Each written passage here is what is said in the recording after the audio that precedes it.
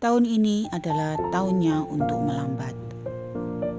Melambat bukan berarti terlambat atau kalah, melainkan memberi ruang untuk melihat kembali apa yang benar-benar menjadi prioritas dalam hidup. Kita menyadari bahwa energi dan waktu kita di bumi ini terbatas. Kita hanyalah manusia biasa dengan segala keterbatasannya.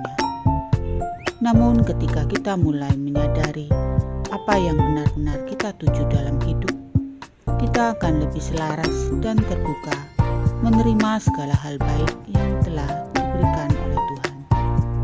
Tetaplah berusaha semaksimal mungkin, tapi jangan sampai menyakiti tubuh, apalagi jiwa kita. Bergerak perlahan, tetapi pasti. Selalu berprasangka baik terhadap rencana Tuhan untuk kita.